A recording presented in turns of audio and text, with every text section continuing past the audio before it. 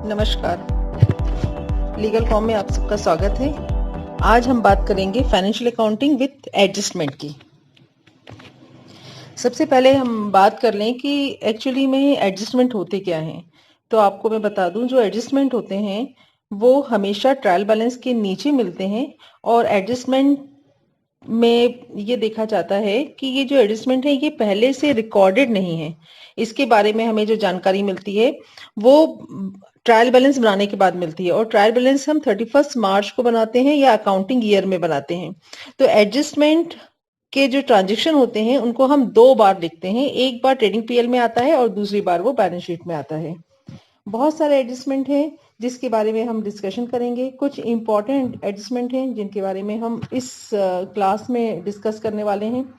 सबसे पहले हम बात करें एक्सपेंसेस एक्रूड एंड अक्यूरिंग। ऐसे एक्सपेंसेस जिनको आपने पे करना बाकी है वो आउटस्टैंडिंग या एक्रूड एक्सपेंसेस के नाम से जाने जाते हैं, जिसके लिए हम जनरल एंट्री करते हैं appropriate expenses account debit to expenses account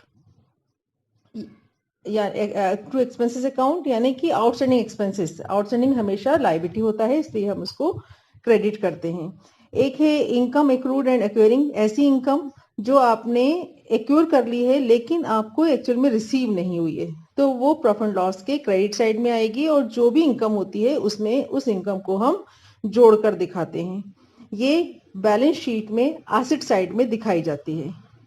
इसकी जनरल एंट्री बनती है accrued income account debit to appropriate income account. Next जो हमारे पास स्लाइड दिखाई दे रही है, इसमें हम बात कर रहे हैं इनकम रिसीव्ड इन एडवांस। ऐसी इनकम जो हमें एडवांस में रिसीव हो गई हो उसे हम एडवांस इनकम भी कह सकते हैं और साथ में हम इसको अनअर्न्ड इनकम भी कह सकते हैं। इसके लिए जनरल एंट्री होती है income account debit to income received in advance account. कुछ ऐसे एक्सपेंसेस होते हैं जिनको एडवांस में पेमेंट कर दिया हो, जिसे प्रीपेड एक्सपेंसेस के नाम से जाना जाता है। इसके लिए जनरल एंट्री होती है prepaid expenses account debit to appropriate expenses account. Prepaid expenses भी एसेट्स होता है और जो भी संबंधित एक्सपेंडिचर होता है उसमें से इसको घटा के दिखाया जाता है। इसके बाद नेक्स्ट एडजस्टमेंट हम बात करते हैं adjustment of inventory of material in hand. इस तरह का एडजस्टमेंट जिसका जो हमें मटेरियल के रूप में प्राप्त हुआ है, जिसका स्टॉक हमारे पास है, तो इस स्टॉक को भी हमें प्रॉपर जगह देना पड़ता है। जैसे स्टेशनरी इसका बहुत अच्छा एग्जांपल है। तो हम इसके लिए जनरल एंट्री बनाएंगे inventory account debit to appropriate expenses account. अगला एडजस्टमेंट हम शॉर्ट में बात कर रहे हैं। अगला एडजस्टमेंट हम बात कर रहे हैं बैड डेब्ट्स की या provision for bad and doubtful debts के लिए। हमेशा बैड डेब्ट्स जो होता है उसको पहले हम कस्टमर के अकाउंट में ट्रांसफर करते हैं, तो एंट्री बनती है bad debts account debit to customer account. क्योंकि कस्टमर से ही हमें पैसा नहीं मिला है तो वो अमाउंट जो हमें प्राप्त नहीं हुआ है उसे हमने बैड डेब्ट्स कहा। दूसरा, इस बैड डेब्ट्स को हम ट्रांसफर कर देते हैं प्रॉफिट एंड लॉस अकाउंट में, लेकिन प्रॉफिट एंड लॉस अकाउंट में ट्रांसफर करने से पहले इस बैड डेब्ट्स को ट्रांसफर किया जाएगा provision for bad and doubtful debts account में, और provision for bad and doubtful debts account को ट्रांसफर किया जाएगा प्रॉफिट एंड लॉस अकाउंट में। तो सेकेंड एंट्री जो आपको दिखाई दे रही है, इसकी एंट्री बनेगी profit and loss account debit to provision for bad and doubtful debts account. इसका मैंने यहाँ पर एग्जाम्पल समझाया है। अगर ट्रायल बैलेंस में आपको बैड डेब्ट्स 500 रुपीज दे रखे हैं, डेटर्स 25,000 रुपीज दे रखे हैं, provision for bad and doubtful debts rupees 2500 दिए हैं, जो कि आपको ट्रायल बैलेंस में क्रेडिट साइड में मिलेंगे। एडजस्टमेंट में लिखा है कि 1000 रुपीज बैड डेब्ट्स हैं और 20% प्रोविजन हमको इसमें क्रिएट करना है। तो प्रॉफिट एंड लॉस अकाउंट में हम कैसे दिखाएंगे? सबसे पहले हम जो बैड डेब्ट्स ट्रायल बैलेंस में दिया है उसको लिखेंगे, इसी में न्यू बैड डेब्ट्स जोड़ देंगे, इसी में न्यू बैड डेब्ट्स रिजर्व या provision for bad and doubtful debts जोड़ दिया जाएगा। टोटल इन तीनों का आएगा 6300। इसमें से जो ओल्ड बैड डेब्ट्स रिजर्व है जो कि ट्रायल बैलेंस के क्रेडिट साइड में दिया हुआ है इसको घटा देंगे। तो जो अमाउंट आपको दिखाई दे रहा है 3800, यही प्रॉफिट एंड लॉस के डेबिट साइड में दिखाया जाएगा। बैलेंस शीट में दिखाने के लिए हम इसे पहले तो एसेट साइड में डेटर्स दिखाएंगे। डेटर्स में से जो न्यू बैड डेब्ट्स है जो कि आपको ट्रायल बैलेंस के नीचे एडजस्टमेंट में दिया हुआ होता है उसको घटाया जाएगा और उसी में से न्यू बैड डेब्ट्स रिजर्व भी घटाया जाएगा। फिर जो अमाउंट आएगा उसको बैलेंस शीट के एसेट साइड में बाहर वाले कॉलम में दिखाएंगे, जो कि 19,200 आ रहा है। एक और होता है, कई बार हमें पता चलता है कि जो पहले बैड डेब्ट्स हुआ है उसकी हमें रिकवरी करंट ईयर में हो गई है, तो करंट ईयर में रिकवरी के लिए हम एक नया अकाउंट खोलते हैं, बैड डेब्ट्स रिकवर्ड अकाउंट, जिसकी जनरल एंट्री बनती है cash account debit to bad debts recovered account. इस बैड डेब्ट्स रिकवर्ड को प्रॉफिट लॉस की क्रेडिट साइड में लिखा जाता है, तो इसकी सेकेंड एंट्री बनेगी bad debts recovered account debit to profit and loss account. Next हम एडजस्टमेंट में आते हैं एबनॉर्मल लॉस। एबनॉर्मल लॉस का मतलब होता है कि इस तरह का लॉस जो अचानक हो गया हो, जैसे फायर है, फायर से हमारा कुछ मटेरियल लॉस हो गया हो, कई बार चोरी हो जाती है, कई बार कोई पार्ट टूट जाता है, एक्सीडेंट हो जाता है, उस कंडीशन में जो लॉस हो रहा है उसको हम एबनॉर्मल लॉस कहते हैं।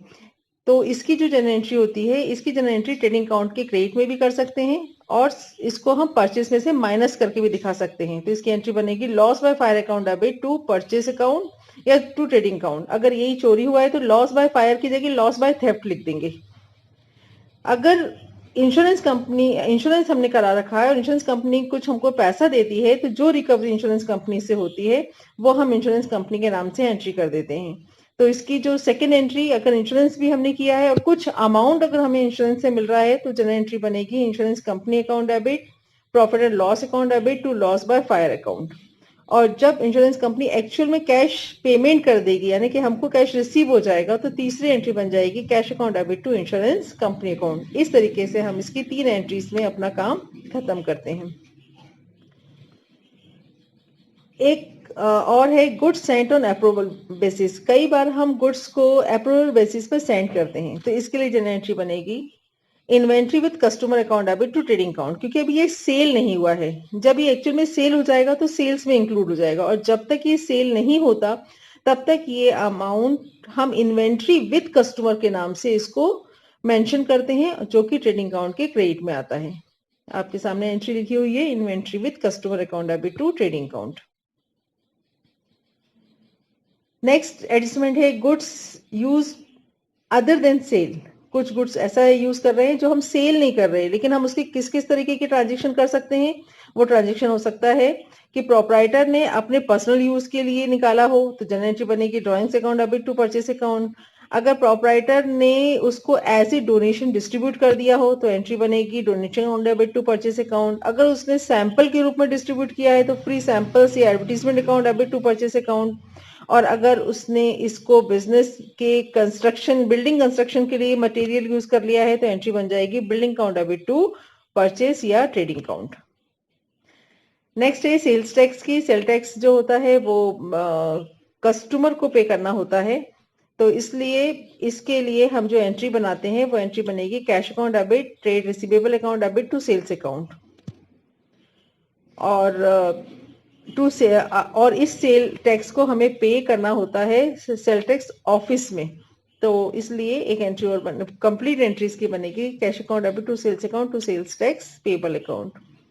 On the payment of sale, इसी की दूसरी एंट्री बन जाएगी जब हम एक्चुअल में पेमेंट कर देंगे sale tax payable account debit to bank account. यहाँ पर कुछ ट्रीटमेंट मैंने दे रखे हैं और टेबल के रूप में आपको बता के रखा है, जिससे जो अभी हमने डिस्कस किया या कुछ एंट्री जो उसमें नहीं आ पाई हैं उसको टेबल के रूप में आप एक एट ए ग्लांस आप इसको देख सकते हैं। सबसे पहले क्लोजिंग स्टॉक दिया है। क्लोजिंग स्टॉक की जनरल एंट्री बनती है closing stock account debit to trading account. इसे ट्रेडिंग अकाउंट के क्रेडिट में दिखाया जाता है, बैलेंस शीट में करंट एसेट्स के अंदर एसेट साइड में दिखाया जाएगा। दूसरी एंट्री है डेप्रिसिएशन की। डेप्रिसिएशन की एंट्री बनती है depreciation account debit to fix assets account. इसे प्रॉफिट लॉस अकाउंट के डेबिट में दिखाया जाता है और बैलेंस शीट में एसेट्स में से घटा के दिखाया जाता है। नेक्स्ट स्लाइड पे आते हैं। नेक्स्ट स्लाइड में सबसे पहले दे रखा है आउटस्टैंडिंग एक्सपेंसेस। आउटस्टैंडिंग एक्सपेंसेस की एंट्री बनती है, जो भी एक्सपेंसेस है उसको डेबिट करेंगे टू आउटस्टैंडिंग एक्सपेंसेस अकाउंट। इसे ट्रेडिंग या प्रॉफिट लॉस अकाउंट के डेबिट साइड में जो भी रिलेटेड एक्सपेंडिचर होता है उसमें जोड़ के दिखाते हैं, बैलेंस शीट में से लायबिलिटी साइड में दिखाते हैं। नेक्स्ट है प्रीपेड एक्सपेंसेस। प्रीपेड एक्सपेंसेस की जनरल एंट्री बनेगी prepaid expenses account debit to respective expenses account. इसे संबंधित वे में से घटाकर दिखाया जाता है और बैलेंस शीट में एसेट साइड में दिखाया जाता है। नेक्स्ट है आउटस्टैंडिंग इनकम। आउटस्टैंडिंग इनकम को इनकम साइड प्रॉफिट लॉस के क्रेडिट साइड संबंधित आय में जोड़ के दिखाया जाता है और इसे बैलेंस शीट में एसेट साइड में हम इसको दिखाते हैं। और जनरल एंट्री बनती है इसकी accrued income account debit to concern income account, जो भी इनकम है उसका नाम यहाँ पर हम लिख देंगे। नेक्स्ट है बैड डेब्ट्स की। बैड डेब्ट्स जो कि डेटर्स से रिलेटेड होता है, इसलिए इसकी जनरल एंट्री बनती है bad debts account debit to sundry debtors account. इसे लाभ हानि खाते के डेबिट में दिखाया जाता है। बैलेंस शीट में एसेट साइड में देनदारों में से घटाकर दिखाते हैं। अगर हमने कोई प्रोविजन कर रखा है तो उसके लिए हम पहले क्या करेंगे, बैड डेब्ट्स को अमाउंट कैलकुलेट करेंगे। अगर बैड डेब्ट्स भी दे रखा है उसको प्रोविजन में ट्रांसफर करेंगे। प्रोविजन को हम प्रॉफिट एंड लॉस अकाउंट में ट्रांसफर करेंगे, जिसकी 3 एंट्रीज मैंने यहाँ पे दिखा रखी हैं। इसके अलावा बैड डेब्ट्स को न्यू बैड डेब्ट्स रिजर्व को दोनों को ही बैलेंस शीट में देनदारों में से घटाकर दिखाया जाता है। नेक्स्ट एंट्री है interest on capital. Interest on capital की जनरल एंट्री बनती है interest on capital account debit to capital account. इससे लाभ हानि खाते के डेबिट में दिखाया जाएगा। बैलेंस शीट में लायबिलिटी साइड में कैपिटल में जोड़ के दिखाया जाएगा। नेक्स्ट है interest on drawing. Interest on drawing की एंट्री बनती है capital account debit to interest on drawing account. इसे लाभ हानि खाते के क्रेडिट में दिखाया जाता है। बैलेंस शीट में इसको लायबिलिटी साइड में कैपिटल में के साथ एडजस्टमेंट किया जाता है, ड्राइंग में जोड़ा जाता है, दोनों के टोटल को कैपिटल में से माइनस किया जाता है। नेक्स्ट है गुड्स सेंट ऑन अप्रूवल। अगर इसका कंफर्मेशन अभी क्लियर नहीं है तो हम इसकी एंट्री कस्टमर के नाम के साथ बनाते हैं। अगर कस्टमर रिसीव हो रहा है गुड्स अप्रूवल पर तो जो हम इसकी जनरल एंट्री बनाएंगे वो आपके सामने लिखी हुई है। रिसीविंग पर sales account debit to sundry debtors account. और अगर हम इसको स्टॉक में इंक्लूड कर देते हैं तो एंट्री बन जाती है stock with customer account debit to trading account. इससे व्यापार खाते के क्रेडिट में दिखाया जाता है। और बैलेंस शीट में इससे आप गुड्स फ्रॉम कस्टमर के नाम से एंट्री करेंगे और इसे करंट एसेट्स के अंदर दिखाएंगे। अब नॉर्मल लॉस की एंट्री मैं आपको अभी थोड़ी देर पहले क्लियर कर चुकी हूँ। अब नॉर्मल लॉस जो होता है वो लॉस होने के कारण ट्रेडिंग अकाउंट के क्रेडिट में आता है, क्योंकि ये अमाउंट हमारे सेल में से कम हो जाता है, इसलिए हम इसकी 3 एंट्री करते हैं। अब normal loss account debit to trading account. Next entry करेंगे अगर इंश्योरेंस क्लेम है तो insurance claim receivable account debit. अगर कुछ पैसा नहीं मिल रहा है तो प्रॉफिट लॉस अकाउंट डेबिट करेंगे और टू एबनॉर्मल लॉस अकाउंट। इसे लाभ हानि खाते के डेबिट में भी दिखाया जाता है और एक बार व्यापार खाते के क्रेडिट में दिखाया जाएगा। बैलेंस शीट में अगर क्लेम एक्सेप्ट हो गया है तो बैलेंस शीट के एसेट साइड में दिखाएंगे। नेक्स्ट एंट्री है कमीशन टू मैनेजर। जो मैनेजर का कमीशन होता है जनरली नेट प्रॉफिट पे बेस्ड होता है, इसलिए नेट प्रॉफिट निकालने के बाद इसका कैलकुलेशन किया जाता है, इसलिए हमेशा ये आउटस्टैंडिंग ही माना जाता है। जनरल एंट्री बनेगी manager commission account debit to commission outstanding या कमीशन पेएबल अकाउंट। इसे प्रॉफिट लॉस अकाउंट के डेबिट में दिखाएंगे। बैलेंस शीट में इसे लायबिलिटी साइड में दिखाया जाएगा। यहाँ पर मैंने एक एग्जांपल दे रखा है कि अगर नेट प्रॉफिट है before charging manager commission is ₹20,000 और इस पर 10% कमीशन निकालना है आफ्टर चार्जिंग मैनेजर्स कमीशन। तो कैलकुलेट करने के लिए जितना परसेंटेज दिया होता है उतना 100 में और प्लस करके निकाला जाता है। तो 20,000 का 10/110 करेंगे, जो कि मैनेजर का कमीशन आएगा 1818.18। एक क्वेश्चन हम यहाँ पर करने जा रहे हैं, वो क्वेश्चन से रीड कर लें। ये यहाँ पर इसकी इंफॉर्मेशन दे रखी है कि यानी ट्रायल बैलेंस दे रखा है, इस ट्रायल बैलेंस को हमें देखना है और कुछ एडजस्टमेंट दे रखे हैं, इन एडजस्टमेंट को आप पढ़ लीजिए कौन कौन से एडजस्टमेंट हैं। और फिर इसके बाद ये ट्रेडिंग अकाउंट बनाया है, ट्रेडिंग अकाउंट के डेबिट में मैं आपको बता देती हूँ क्या क्या लिखा जाएगा। To opening stock, to purchase return है तो परचेज रिटर्न घटा दिया जाएगा। वेजेस डायरेक्ट एक्सपेंसेस होता है इसलिए ट्रेडिंग में आता है। कैरेज इनवर्ड डायरेक्ट एक्सपेंसेस होता है इसलिए ट्रेडिंग में आता है। क्रेडिट साइड में सेल्स में से सेल्स रिटर्न घटा देंगे। क्लोजिंग स्टॉक, और अगर कोई आपका किसी भी तरीके का गुड्स डिस्ट्रॉय हुआ है उसको भी ट्रेडिंग के क्रेडिट में लिखेंगे। ट्रेडिंग अकाउंट का जो बैलेंस होता है उसे हम ग्रॉस प्रॉफिट कहते हैं, जो इस क्वेश्चन में 16083 निकल कर आया है। इस ग्रॉस प्रॉफिट को हम ट्रांसफर कर देंगे प्रॉफिट एंड लॉस अकाउंट में, तो ये प्रॉफिट एंड लॉस के क्रेडिट में चला जाएगा। इसके अलावा क्वेश्चन में जो जो एंट्रीज दे रखी हैं वो सब हम लॉसेस को डेबिट करेंगे और प्रॉफिट को हम क्रेडिट करेंगे। तो यहाँ पर डेबिट में आ गया टू रेंट, टू एडवर्टीजमेंट में प्रीपेड एडजस्टमेंट में दे रखा है इसलिए घटा के दिखाया जाएगा। बैड डेब्ट्स 400 रुपये दिया है। न्यू बैड डेब्ट्स हमने कैलकुलेट करा, वो 600 आया। क्वेश्चन में 340 रुपीज़ का हमने प्रोविज़न कैलकुलेट किया है, वो इसमें कर दिया। ट्रायल बैलेंस में क्रेडिट साइड में आपको 1200 रुपये दे रखे हैं, उसको इसमें से घटा दिया, फिर जो डिफरेंस निकल कर आएगा वो क्रेडिट साइड में लिखा जाएगा। डिस्काउंट कैलकुलेट कर लिया गया है। To loss on stock of fire, कुछ अमाउंट इसका ट्रेडिंग के क्रेडिट में आया है, और जो पैसा हमको इंश्योरेंस कंपनी ने नहीं दिया वो लाभ हानि खाते के डेबिट में लिखा जाएगा। Carriage outward in direct expenses होता है, इसलिए प्रॉफिट लॉस में आता है। ग्रॉस प्रॉफिट को क्रेडिट साइड में देख लीजिए, ग्रॉस प्रॉफिट को हमने लिखा है। इंटरेस्ट ऑन लोन, हमने किसी को लोन दिया है तो हमें इंटरेस्ट रिसीव हुआ है। क्वेश्चन में ऑलरेडी 25 रुपये दे रखा है, और 25 रुपये हमने कैलकुलेट किया है क्योंकि टोटल इंटरेस्ट अमाउंट 50 आता है, तो 50 में 25 रुपीज़ मिल चुका है और 25 रुपीज़ अभी भी आउटस्टैंडिंग है, इसलिए इसको 25 रुपये को जोड़कर दिखाया गया है। Next, provision for discount on debtors 153 है। कमीशन कैलकुलेट, पहले क्या करेंगे, हम कमीशन को छोड़ देंगे, पहले नेट प्रॉफिट निकालेंगे बिफोर चार्जिंग कमीशन। जो भी नेट प्रॉफिट आएगा उसका 10/110 निकालेंगे, तो अमाउंट आ जाएगा 1151, और फिर इसके बाद हम इसको ट्रांसफर कर देंगे, जो भी बैलेंस आएगा नेट प्रॉफिट को ट्रांसफर कर दिया जाता है बैलेंस शीट में। बैलेंस शीट में सारी एसेट्स और लायबिलिटीज आती हैं, सारी लायबिलिटीज आपके लेफ्ट साइड में आएंगी, एसेट्स आपके सब राइट साइड में आएगी।